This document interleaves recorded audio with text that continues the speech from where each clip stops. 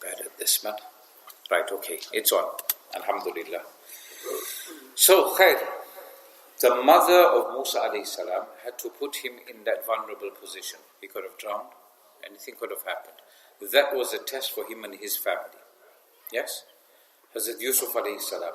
He's a small child. He's not even baligh yet. He doesn't even understand what's going on. Yeah. And Allah Ta'ala tests him. And this is one heck of a test, if you want to put it that way. To go through this difficulty, this hardship. Look at Nabi sallallahu alayhi wa sallam. He was the most beloved messenger of Allah, still is, and always will be. But he was born, his father had passed away before he was born. They got married, him and Bibi Amina got married. Within the first month of marriage, they say her mehndi still hadn't worn off. Yeah? And he had to go somewhere. He ended up in Medina Munawwara, Hazrat Abdullah, yeah? The honorable father of Rasulullah sallallahu alayhi wa sallam. And according to couple of different narrations, one say that he was 25 years old when he passed away. The other one says he was only 18. His father was 18 years old. Yeah. How old was he?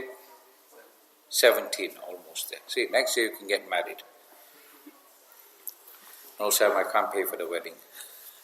He wants the wedding, he must pay for it, isn't it? No, we got the father there for what? MashaAllah. So, khair. He was 18 or maximum 25. Ideally get married young. You know why? Don't wait around to try and get married later on, because you want to enjoy life. Enjoy life in this dunya and then you'll enjoy it in the hereafter. You party too hard now, you might not get to enjoy it later on. And Allah save us, inshallah. So what happens?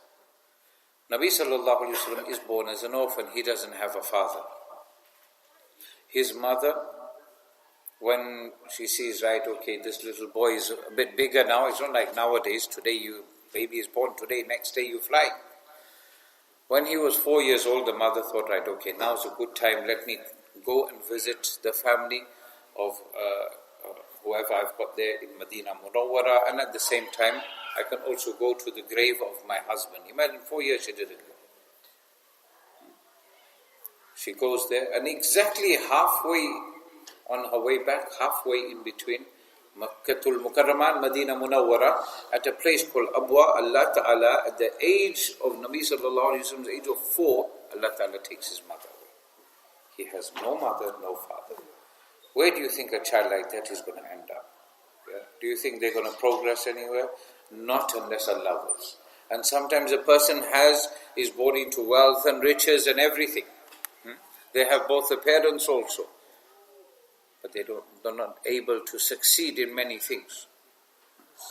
So success and failure is not measured by whether you have both parents or not. It's not measured by the fact that you have, because if that was the case, then Nuh alayhi salatu wasalam's son, one was successful, the other one didn't want to believe. Yeah? So you can't measure it by that. They both had the same parents. And here we find with Yusuf alayhi salatu wasalam, a young little boy. He is young, he is naive, he is in a vulnerable position, right? And he can't look after himself. These boys, his elder brothers, are now sweet-talking the father, trying to look at any and every way they can get their father to allow Yusuf to come. And as I mentioned yesterday, Yaqub alayhi salatu wasalam said, I'm sorry, I'm scared, I don't want to send him out. You know, they say you must watch who your friends are. You must know who your friends are. Who are your genuine friends? Because sometimes you tell something to someone thinking they're your friend. Yeah, and sometimes we learn this the hard way. Allah save us. But now what happens is that you tell your friend, you know, I'm scared of this. Yeah, I'm scared of something, or whatever it is. They know your vulnerability. They know they can exploit you on that. So the father, he says to his sons, he says, you know what, as I mentioned yesterday, وَأَخَافُ أَن يَأْكُلَهُ الذِّئْبُ, I am scared, actually maybe I didn't cover it yesterday. أَرْسِلْهُ مَعَنَا غَدًا يَرْتَعْ. Let's carry on from there. They said to their father, send him with us. غَدًا, tomorrow, يَرْتَعْ وَيَلَعْبُ. We'll run around, we'll play, we'll have some games and what have you, have a picnic. وَإِنَّا لَهُ لَحَافِظُونَ. You know what a strong word that is? The people that have memorized the Quran are known as Hafiz. They said, we will be protectors, we'll really look after you. It just goes to show a person who is a Hafiz of the Quran needs to look after, protect that Quran, read it as much as, not protect it as in put it in gold casing and lock it in the safe. No, that's not looking after the Quran. Looking after the Quran is preserving it through recitation and practice, inshallah. May Allah Ta'ala grant us the ability to practice. Already, mashallah, our Huffaz have completed 1/3 of the Quran.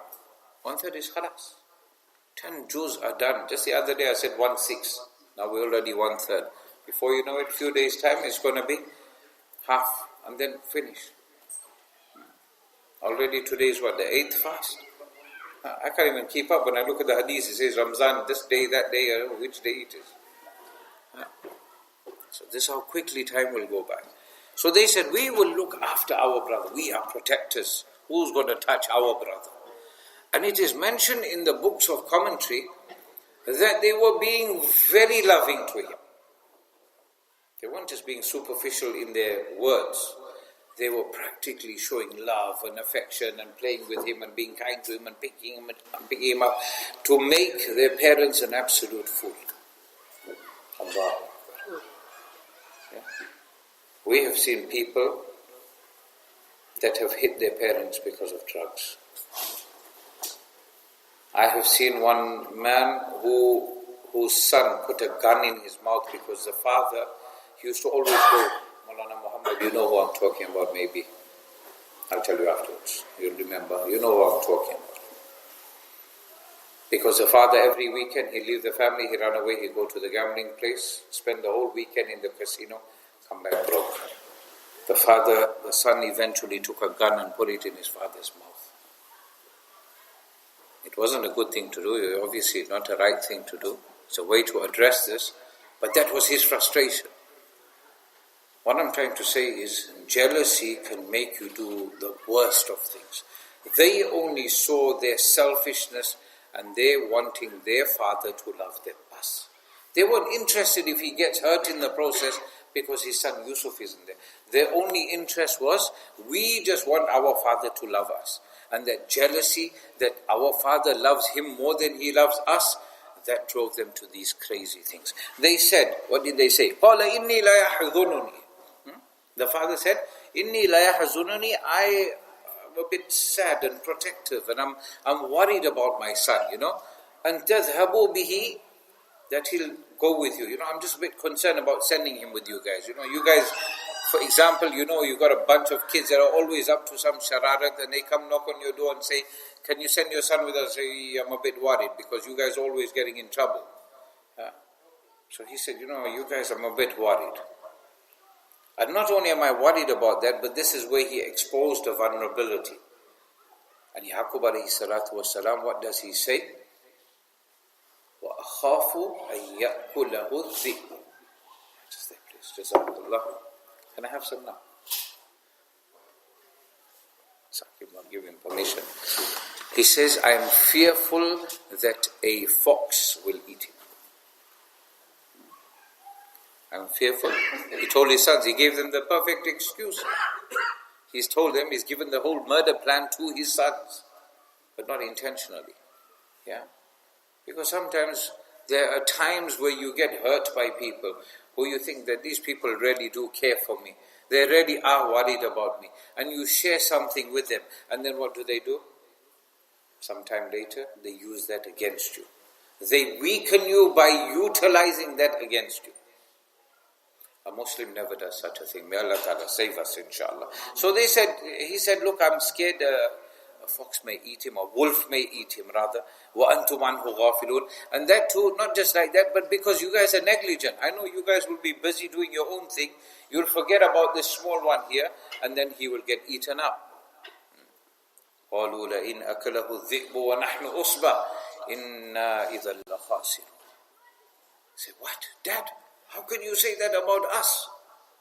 Don't you see, we are a strong group. How is a wolf going to come and eat our brother up? We're a big group. If that has to happen, then we have to be like, as some kids may try to, make you understand. They might say, you know what, Dad, what are you talking about? Man, we'll be a real loser if I have to lose out on this. They said something in their own terms. They said, we'll be losers if that has to happen in our presence and we are there, and a wolf has to eat up our brother. So that is how the brothers responded to the father. They're trying to convince the father. And like I said, they showed lots of affection and love to convince the father. So it took a lot of it. It wasn't like they went and they said, come on, Dad, don't be like this. Send him with us. And he said, all right, okay, go. It took some time till he actually got convinced. And then eventually, after they have said that, we are strong guys. Yeah, I said strong, and I've looked there and I just see biceps staring at me. Yeah, that is biceps, isn't it? Yeah? Don't even know by muscle here, but so khair. They said, we're strong. They used that to convince their father. The father said, all right, okay. But he was reluctant. He had that void in his heart. I'm still not happy for them to go. He had that doubt. Sometimes it happens to you as a parent. Hardly ever happens the other way around. Who loves who more is expressed in this. Jealousy is such a thing that it robs a person's health. It robs your wealth. It takes away, your time. It takes away your resources. Everything that you have, you could have utilized that health, wealth, resources, the time, the knowledge and everything to better yourself. But you're so busy being jealous, you lost that valuable time. That's why jealousy is a very bad thing. It is mentioned that the father eventually said, okay, you can take him. Tafsir Ibn Kathir mentions that the brothers, as they left the house, they held him nicely, they hugged him, probably kissing him, as a small baby brother, showing their father. So for as long as the father could see, the father stood and watched them go. And for that distance as they were going, they were being loving and kind and everything to him. But no sooner do they turn the blind corner, then everything changed and became an absolute nightmare for the Nabi of Allah, Yusuf alayhi salam. So 1 minute you could be going down the road and everything is fine. And then suddenly something happens, Allah forbid, that your entire life is changed. Everything gets changed. Everything turns around to the negative. But you've got to be hopeful, because you know what, sometimes you'll find people, whether you're in business, whatever you are doing, sometimes you get people that try to cause trouble. Yeah? Sometimes, we had an example of this just now a few minutes ago. Someone trying to cause trouble because they feel they are special. Yeah? None of the Muslims here involved, don't worry. All of you guys are safe. Ulamba is looking, was it my parking again? No, it wasn't your parking. He missed namaz because of the parking. I almost missed salah because of the parking. Sometimes you're doing something and then someone reports you, you know what, this guy is selling dodgy stuff. Yeah, then the police come around and the taxman comes around and they check and you've got everything legit. Unless you're a 420 dealer. You know what I'm talking about? Then you got all the dodgy stuff. Then you can't answer. Then you end up in prison. Allah Ta'ala save us.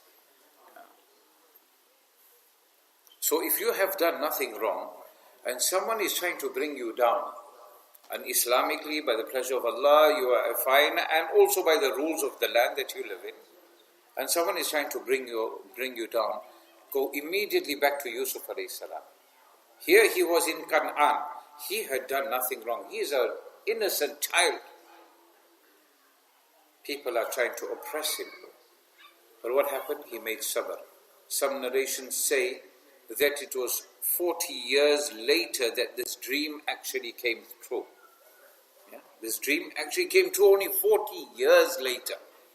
Wasim, long time to go by. Keep dreaming. Now start working.